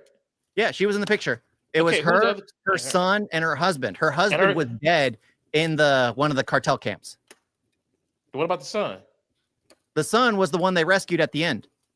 Okay. He didn't save them. Okay, I got you. There we go. Okay. So I went to the bathroom also. It was during when they were arguing. This was after she almost killed the treasury agent, so they were arguing, like, oh yeah, why you ain't say nothing? Oh well, she wanted to do it on her own. But it seems like the House of Retards now controls John Bernthal's organization. I guess. Yeah. Honestly, I was expecting Ben Affleck to be the one doing their books. That would make sense. What? Like, he's the accountant for all these corrupt organizations. Yeah. Why wouldn't he be the one doing their books? True. But I just know they're getting ready to do a third movie, and it's going to be a buddy movie. So it's probably like a little buddy cop road trip movie, which I'm good because that means it's two of them together. Yeah, but the House of Retarded Geniuses, did they change out the actress of the British voice? Yep, they did. Because I remember last time there was a person who was typing like a fast, but was like this the entire Yeah. time. Like how? What I wished it was she was either hooked up to the machine, like you know how they have those where you can tap it to your brain and you can send the thoughts into the computer to type for you. Yeah. As fantasy as that is, it would make more sense than someone who's stuck like this their entire life, one of the fastest typers in the world. I give you that. Just, and now her entire retard house is like that. Sorry, man. That pissed me off. It pissed me off. Aren't you autistic? Everyone's on the spectrum, man. I believe firmly that you're something. You're something, aren't spectrum. you? You're something. Everyone's Because only a retard would say retard that many times. Yeah. Damn, this sounds so bad. Right? This is gonna come to bite me in my ass one day. Oh yeah, Maurice is getting a lot of Oscar buzz for his new movie. Oh, remember he said retard like 20 times? Oh, fuck y'all. No, he encouraged someone to say it. Yeah. It's like he encouraged a retard to say retard. Oh god. Oh. They're gonna put me up there with Kanye. Mm-hmm. Have you, by the way, speaking of Kanye, have you seen those tweets? The what? His tweets. Nah. Twitter. Bro. He's gone crazy. Kanye was talking about sucking up his cousin at 14. Kanye was on. But this is the thing, though. Then the next day, he was like, hey, since y'all think I'm gay now, I can say he said the F word. Because I'm like, well, he's gay. So if he's gay, he can say it. Well, remember, South Park. South Park got about it. I'm not saying that shit. He likes fish sticks. Yeah. Oh my god, he like 14-year-old fish sticks. He likes to get fish sticks. Oh god. But the account I enjoyed it. I enjoyed it more than the first one because of Ben Affleck and John Bernthal and the fact that they made it more comedic. That's what carries the movie. I honestly didn't care about the actual story. I both hated it more than the first one because of the treasury agent and the British voice lady and her cult of geniuses. But I loved it more because we got John Bernthal and Ben Affleck. That's the issue. That's Absolutely. why. And if you got brothers, that's a movie worth watching. And I feel like the first one had more action also. Oh, they had a bit. Ben Affleck wasn't in. Well, okay, this is the thing. So you had the first action scene with J.K. Simmons. Then you had the second scene when Ben Affleck, which I actually like that. Then you had the third scene with the treasury agent and the female assassin. And then you had the final scene with Ben Affleck and John Bernthal. Really, well, you have the scene with a female assassin coming in and taking out two cartels at a table, but that's just like one thing. I don't remember that shit. Yeah, she had more action scenes, really. But that's what I'm saying. Ben Affleck didn't even, for the start of the movie, he really didn't have that much action. He had one major action scene. That first action scene was just to show you that, hey, he's a badass. And then, what the fuck? I'm sorry. Then John Bernthal only had one action scene. That's what I'm saying. Like, when y'all do this third movie, it needs to be action-packed. I need to see both of them going in. Yeah, because in the first one, it was basically Ben Affleck going against John Bernthal. That's what it was, because it was John Bernthal's team. Yeah. Everyone he was killing was from John Bernthal's team. It's like, imagine if we got Jason Bourne and everybody else have more action scenes than Jason Bourne. Or that's how I felt. And I'm just like, damn, like y'all focus a little too much on the comedy side and not the action part. Yeah, but I was literally there just to see the brotherly dynamic. That's what carried it. That's why I give the movie a B, because I would go back and watch it just for the two of them and enjoy it. Same. The last film, even though it didn't have, it was better. Yeah, in a way it was better. In a way it was better, but I also didn't care for it. This one, I cared for it because I enjoyed the brother dynamic, even though I hated it more. Yeah. Now, Tuesday, I'm going to see Until Dawn. I was going to see it this weekend, but I've been door dashing like crazy. And I've been hearing mixed things, so I'm like, I'm going to see it on $5 Tuesday, because IMAX, a percentage was $13. The issue I had is when you have so many horror aspects, like in Until Dawn. You saw it? No, no. But I saw Oh, the trailer. It's like when you have so many horror aspects in one thing, it kind of gets you numb to it over the span of the film. Because remember, they're going back in time and reliving new horror aspects. So it's like eventually you'll start being like, okay, I know what's going to happen here. It's something different, but it's nothing but constant jump scares throughout. And in the end, it's just you would become immune to it, and it doesn't have the same effect as the first time. Like heck, even in Sinners, what happened? You get a jump scare, a few jump scares in the beginning. You get the rattlesnake, and then you don't get any. shit. Tell that to homie in IMAX, bro. Every fucking thing was, I swear, dude, when they were breaking the chair, then they're like, okay, we need garlic, we need steaks. I'm like, bro, you a bitch. All they doing is getting ready, bro. Damn, stay at home. But yeah, I don't know what film is coming out next week. No clue. What? Oh yeah. It looks good, but I mean, it's Marvel. I'm not. Yeah, I'm gonna be watching the Dark Avengers. I might as well. I'm gonna catch the first showing in the morning, so it's cheap. Yeah, I'm gonna check it out and be like, meh. That's the sad part is I'm already going in like, meh. Yeah, hey, I think I might love it. I think I'm gonna take Grandma to see Sinners. I'm sorry, Grandma need to see Sinners. Oh yeah, it's that good. Yeah, it's one of those things that people need to see that film. Yeah. Especially those who are praising Minecraft. They need to get some culture and actually watch Sinners. Chicken Jockey. I can't state how much I hate that film. You know what's funny? I actually want to see it now. Yeah, but that's I've been wanting to see it lately. It's gotten its praise off of how crazy it's gotten, but that's not a bad thing. Theaters need that, even though the mess that's left behind. I feel sorry for the ushers. Honestly, it is good that people are going, even though it's fucked up. But theater is dying, man. Movie theaters are dying, so it's nice to have like a trend. So, the Revenge of the Sith was re-released. Yes, I saw. I went yesterday. The Accountant 2 was packed because all the tickets were sold out. It's the sunk cost fallacy. They had already taken the time to go to the theater. They were going to watch something. You a nerd. You really want to go see Revenge of the Sith? No, I didn't go to see Revenge of the Sith. I would have had my ticket in advance. Okay. I've given up on Star Wars. I can't talk shit. I can't talk shit because don't forget, I did go see Breaking Dawn Part 2 again. Mm-hmm. Yeah, but dude, that movie made 20 to 25 million this weekend. Mm-hmm. That is crazy. And that's the benefit. It's bringing some lifeblood back into the theaters. People are going back to check things out. Minecraft, re-releasing Star Wars. This has been a good month. Actually, yeah. Sinners is doing Sinners amazing. Well. Yeah. Sinners as well. And now it's about to tank. It's about to tank this weekend with Thunderbolts. It's gonna bottom out. But that's the thing. Theaters need this because one of the theaters here closed. There's only one left. Oh, the Regency is gone, right? Mm-hmm. By the mall. No, but aren't they opening up a new one?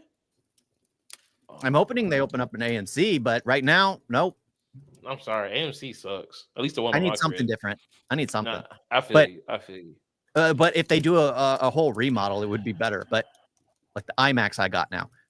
But that's the thing. It's just like I'm curious to see where it goes because just like the trailers, I'm curious to see F1. But I had a trailer for Fight or Flight. Yeah, I am interested to see it, but it's like this is where we're at in the state of Hollywood. They saw Night and Day.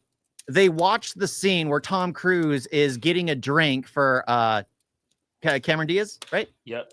Yeah, getting a drink on the plane and starts fighting everyone, and they're like, you know what? Let's make a film based around that concept. No, they saw Bullet Train. I better not get another motherfucking scene where we're about to get the story from the water bottle's point of view. Yeah, that's basically what this is. It's Night and Day and Bullet Train on a plane. Yeah, and I'm just the only redeeming aspect is he's a drunkard, and the more he sobers up, the he doesn't want to be sober. I don't get it. I mean, it looks funny. I'm gonna check it out. It's Josh Hartnett. Yeah, of course. I like Josh Hartnett. I still think Well, Lucky there's number Lucky 11. number 11, and then of 30 Days course a Night. his Sin City. Yeah. He only Fuck had that. 2 scenes. The 2 faculty. scenes. He's one of the best characters. The faculty. Oh yeah, That's my move. Guaranteed to mess you up. But that's the thing. It's I like him as an actor, and I'm excited to see what he does in it. But again, we have a lot of things like that. Like what is it called? Kill. Have you seen Operation Fortune? Mm-mm. It's Jason Statham, Aubrey Plaza, Hugh Grant. Oh, Hugh Grant is great, and it's who is it? Josh Hartnett. Because of course Aubrey Plaza and Jason Statham are spies. They need Josh Hartnett because he's a big movie star to help them kind of like infiltrate Hugh Grant, who's like a arms dealer or something. But Hugh Grant is a big fan of Josh Hartnett, bro. Honestly, the two of them together were great. Like it could have been. It's a Guy Ritchie movie too. Could have been better, but I loved Hugh Grant and Josh Hartnett. You should check that out. Like that's the thing. I like it. A film can be redeemed by its quippy dialogue. Absolutely. By the way characters interact with each other. A film can literally be redeemed by that alone. Yeah, The Accountant too. Didn't really care about the story, none of that shit. But There what made me say it's a B is because of John Bernthal and Ben Affleck. Mm-hmm. And John Bernthal's an amazing actor. I mean, the first thing I saw him in was The Walking Dead. And since then, he was the one that spoke the truth then. He knew what the future was going to be like. Let me tell you something. Hey, let me tell you something. Hey, dude, he be having some funny shit on the internet. Hey, this motherfucker take naps. I don't trust a motherfucker to take naps, man. While you're sitting there napping, man, the whole world is moving, man. Come on, what's wrong with you, man? Taking naps, man, that's just for the birds. I love that video. Because it's like he's basically just talking shit about me this entire time. I'm like, damn, bro. I ain't gonna never tell him I take naps. I would never in my hey, what are you doing? Let me tell you something. I'm not taking a nap, bro. Just close my eyes for 5 seconds. Yeah. Chill, bro. But no, John Bernthal really hard. I love John Bernthal. Like I love him as the Punisher. Best thing about Walking Dead season 2, Shane. Yep. I mean, honestly, I love that he's in all these movies and he's becoming. I need him to carry a movie. I know he can carry a movie because have you seen We Own This City HBO show? Mm-mm. I mean, he plays a piece of shit. It's based on a true story. He plays a piece of shit, but I love him. Like whenever he comes up, he's a dirty cop, and I love him. He is actually an amazing actor. He truly is. Just like in The First Accountant, he's the one that carries all the emotion in each piece of dialogue. Because you have the autistic Ben Affleck who literally does bring something to the table, but it's all on John Bernthal. Yeah. Each time he plays a role, like when he's telling that story on the court about all he sees when he's the Punisher, about the only thing he sees, that is an impactful scene. Every waking moment when he closes his eyes, the thing he witnesses, when he's talking with Rick Grimes about I'm a better father than you, Rick. I'm like, bro, I feel that shit, bro. Like, yeah, man, like he has some great moments, but it's like that's the thing though. Can he play something more than that? Because he has he's the same fucking. That's the thing. He's playing comedic roles. He's the comedic Punisher here. That's what that is. He's a comedic. But I love that every time, like when he got shot. I'm like, oh, he going Frank Castle. Like, yeah, dude. I need Here's the thing. He needs an action franchise. Like, The Accountant is kind of him joining in on the action franchise, but I know for a fact he could carry a straight up action franchise. Yep. Especially with how he be hulking up and shit, going Frank Castle mode. Dude, imagine like 3 fucking movies of that. Like, come on. But him and Karen fucking, by the way. In Daredevil, they definitely are. Cause even Matt was just like, yeah, I kind of felt y'all heartbeats. I was like, ooh, they got something going on. Did you finish that? Yeah, I finished it. Oh, did you finish it? I never even started it. You son of a bitch! You son of a bitch! It was actually a good season. I've given up on Marvel. I gave up on Marvel during after Infinity War. That's where it ended for me. No, bro. Kingpin is still on that shit. Kingpin is wild. I've been hating. I like it better than. I like it better than Loki. I like it better than basically damn near. I don't like it better than Moon Knight. Moon Knight was my You like shit. it better than Echo? I don't even think I got past the first episode. You like it better than the crap? What's it called? The All Along, Agatha? I mean, of course. I mean, you know what made Agatha All Alone good? No, was at the end when I was like, oh, so the entire thing about the Witch's Road was really just a scam. So it just made me want to rewatch it just so I can be like, okay, now I see why she's reacting like that.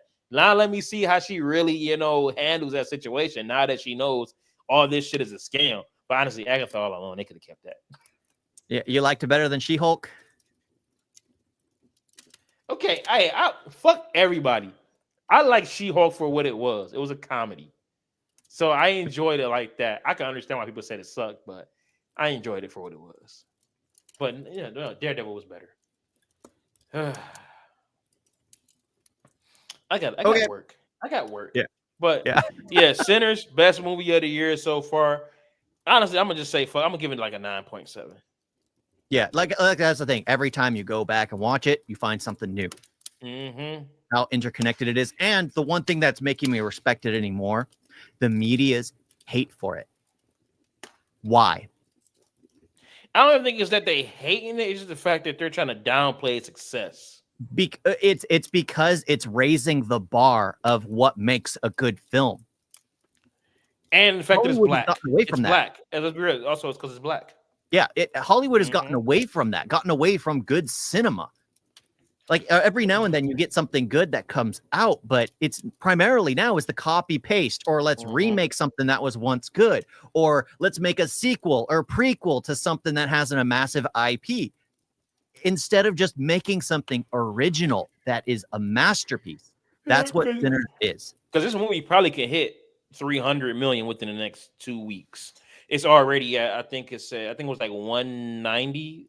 So already it doubled the budget. Now it's just recouping the marketing, and then boom, everybody good. As far as fucking Ryan Coogler, man. When I started, because this is my first time really like listening to him, how he talk and everything, because this is the first time where he's really been out there promoting the movie. Mm-hmm.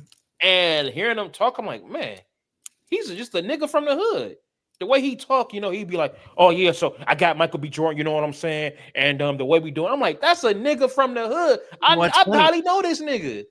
What's funny is he doesn't look like it. It looks more like Malcolm X, to be honest. The way his glasses, the way he dresses, it dresses more proper in a suit and everything, and his glasses are like this, and it's just like, huh? He looks more proper, and then he's talking like he's from the hood, and I'm like, oh, okay. But that's what I like about him, because I was just like, bro, he ain't come from no fancy upbringing. You know what I'm saying? You could tell how he talk, where he come from. You know what I'm saying? Shit, I'm doing it right there.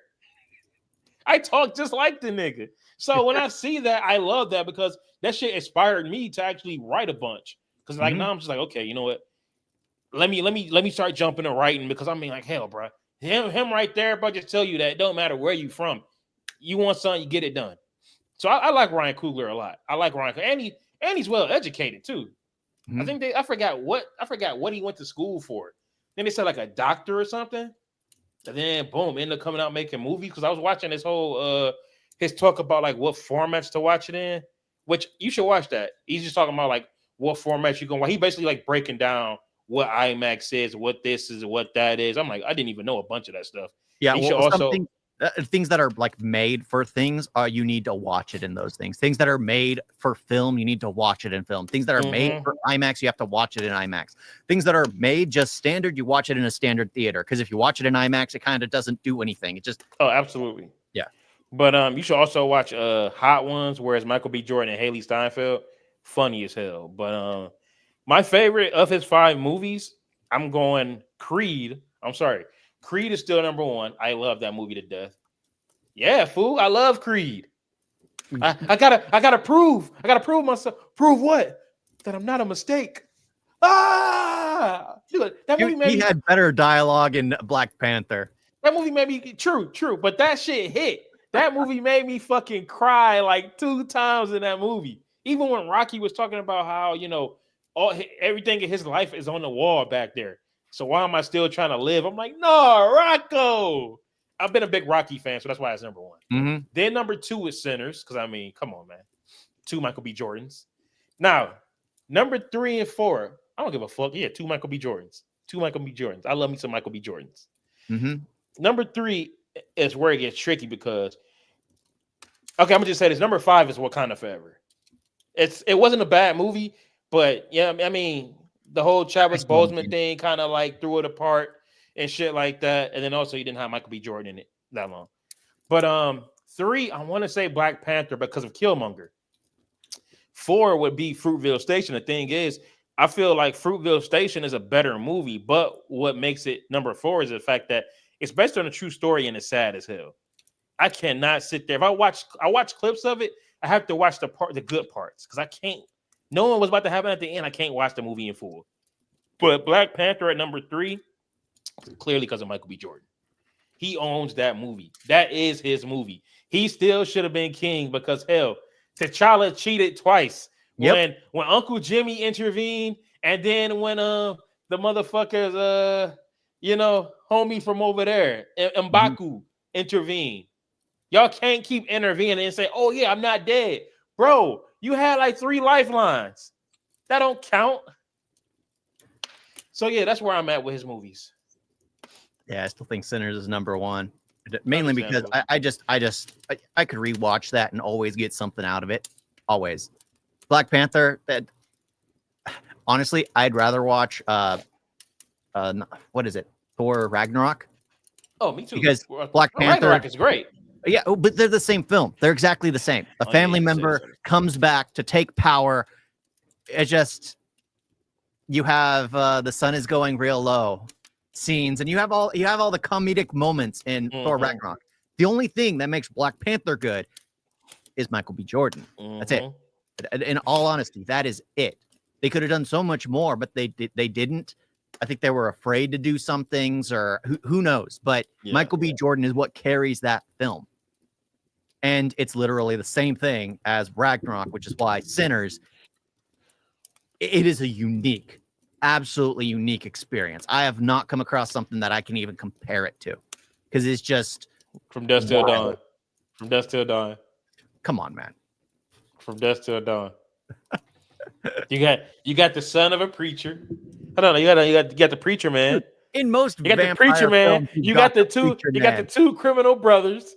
And then the one that's kind of like the hothead, I don't take shit serious. He's the one that gets turned. He want to get turned by a hot chick. Come on, from dusk till dawn. Just a lot better. Need to go back and watch Dusk Till Dawn. A great movie. Movies. I love that movie. But no, I wouldn't even argue about someone saying Sinners is number 1 because I thought about putting it in my number 1, but I'm just like, what movie am I going to watch a lot more? It's automatically going to be Creed. It's automatically going to be Creed because hell, I still watch that. I love that movie to this day. That's it. Hell, I give Creed a 10. Okay, nah. I give it a 9. No. But yeah. But I'm just hoping that Michael B. Jordan after this movie can get better directors. Not better, but no, better directors that he worked with before that's not Ryan Coogler. Yeah, well, that's the thing. When he gets on other films and other projects, they just don't work with him, I guess, and don't give him the time he needs to portray the role. Ryan Coogler knows how to talk to him, give him the time he needs to portray a character. I guess the other directors either don't know how to direct or just don't know how to utilize the actor. Maybe I shouldn't say director. Maybe I should say writers. Well, that too. Because the movie, like I said, the movies, come on, man. Fan Force. Like we said, what makes Ellie childish is the writing. Yep. Not her acting. Because like the only movie outside of all this that I can sit there and go back and watch is that awkward moment with him and Miles Teller. Miles Teller, and Zac Efron. See, already that's a good 3-man cast right there. I like that. A romantic comedy. I enjoyed it. That's what I'm saying. I can't think of no other Michael B. Jordan movies where I'm just like, I still haven't seen and it's crazy. He did a movie called Journal for Jordan, directed by Denzel Washington. The movie flopped, and then I think it got like 30% on Rotten Tomatoes. I'm like, damn, bro. You worked with but that's the thing. Denzel Washington basically did a romance movie. He directed a romance movie.